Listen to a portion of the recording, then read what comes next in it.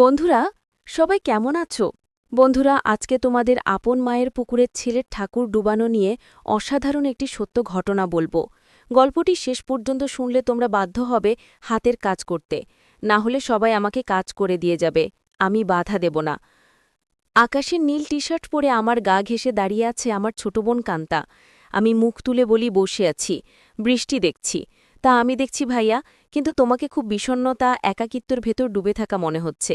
তোমাকে আমি অনেকবার বলেছি জলিয়াপার আহ্বানে সাড়া দাও। জলিয়াপা তোমার জন্য পাগল। দুইজনে বসে বৃষ্টির খেলা দেখতে খুব মজা পাবে। কান্তা আমার 2 বছরের ছোট, ভীষণ চোট্টে, হাসি খুশি মেয়ে, পাতলা গড়নের লিকলিকে সরিয়ে, যেমন সুন্দরী তেমন লেখাপড়াতেও খুব ভালো। আমি জীবনেও কান্তার সাথে কথায় জয়ী হতে পারি না। কান্তা কথার সাথে কথা মিলিয়ে খুব সাবলীলভাবে কাবু করে দেয়। আমাদের মাঝে খুব মিল, ভাই বোনের সম্পর্ক হলেও তুই টুকারি সম্পর্ক। বাহিরে গেলে কেউ বুঝবেই পারে না যে আমরা ভাই বোন, সবাই মনে করে বন্ধু।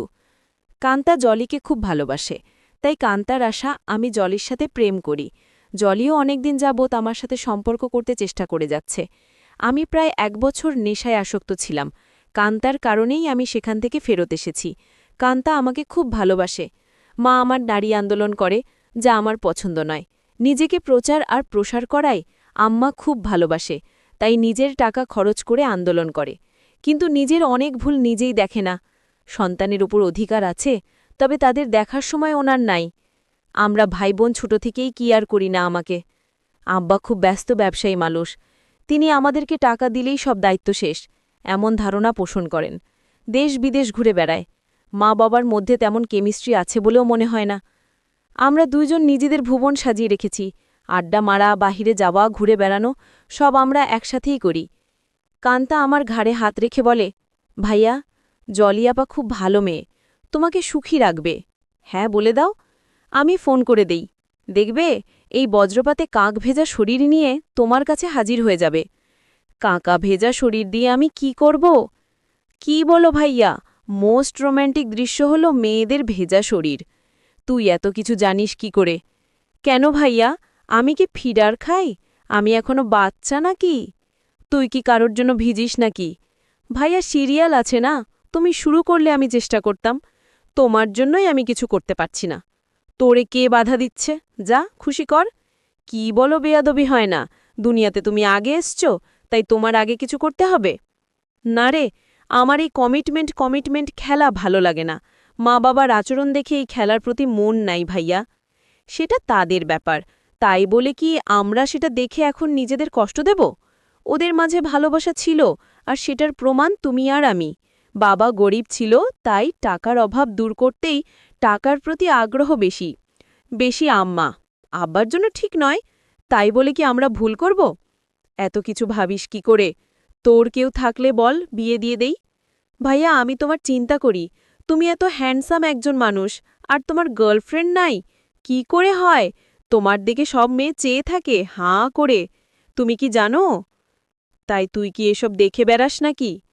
আমি হয়তোবা ফানি কার্টুন, তাই সবাই দেখে। না ভাইয়া, তুমি ফানি না, তুমি তাদের কাছে হানি। ওরা তোমায় দেখে দেখে গিলে খায়। যা কি বলেছিস ভাইয়া, তুমি আসলেই খুব হ্যান্ডসাম, কিন্তু সেই ফিনারটাকে কাজে লাগাচ্ছ না। ইচ্ছে করলে অনেক মজা করতে পারো। কি করে? একটু এফোর্ট দাও, দেখবে প্রতিদিন তুমি বেড ডেটিং করতে পারবে। তুই কি করছিস নাকি এসব? আমি কোথায় পাবো? কেউ আমাকে পছন্দই করে না। সবসময় তোমার সাথেই থাকি, অপরিচিত সবাই মনে করে তুমি আমার বয়ফ্রেন্ড। ভাই বোন হলেও তো আমরা ফ্রেন্ডের মতোই চলি। ফ্রেন্ডের মতো, কিন্তু বয়ফ্রেন্ড না ভাইয়া। তবে তুমি আমার ভাইয়া না হলে জোর করে হলেও তোমাকে বয়ফ্রেন্ড বানিয়ে নিতাম। যে কোনো মেয়ে তোমার জন্য পাগল হবে ভাইয়া, বলে আমার পেছন থেকে আমার গলা পেঁচিয়ে ধরে বলে।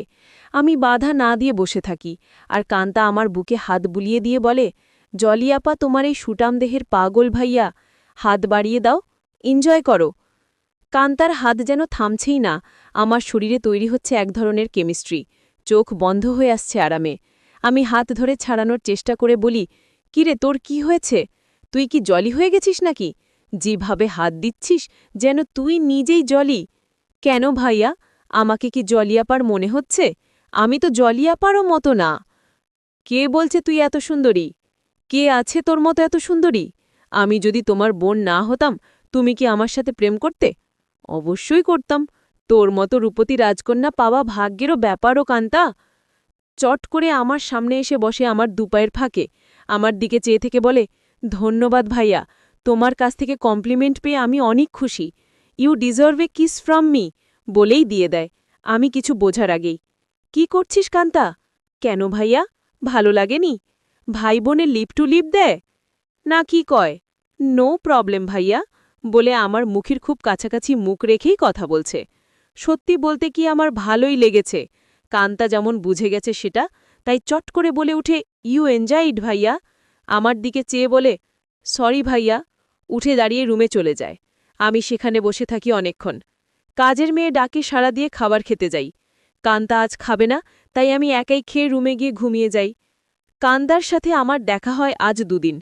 লজ্জায় আমিও দেখা করার ইচ্ছা করিনি, কিন্তু আজ আমাদের নানিকে দেখতে যাওয়ার কথা এবং খালাতো ভাইয়ের বিয়ের ব্যাপারে আমাদের অনুষ্ঠানের পরিকল্পনা নিয়ে সকল আত্মীয়স্বজন নিয়ে মিটিং আছে সন্ধ্যায় খালার বাসায়। কান্তার মোবাইলে টেক্সট দিয়ে আমাকে জানিয়ে রেখে বলে সে খালার বাসায় চলে যাবে, যেন আমি মিস না করি। কিন্তু নানির বাসায় সে যাবে না। আমি নানির বাসা থেকে খালার বাসায় গিয়ে দেখি সবাই বসে আছে। আমাদের মিটিং শেষ করে রাত একটা হোভার ডেকে বাসায় আসি। প্রায় সবাই গাড়ি নিয়েছিল, কিন্তু কান্তা কারোর লিফট হইতে নারাজ। বাসায় এসে যার যার রুমে চলে যাই।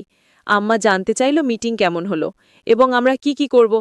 আমরা দুজনই কালকে বলবো বলে বিদায় নেই। আম্মা শুধু বলল, আগামীকাল আমরা কক্সবাজার যাব, তোরা কি যেতে চাস নাকি? আমি বললাম না।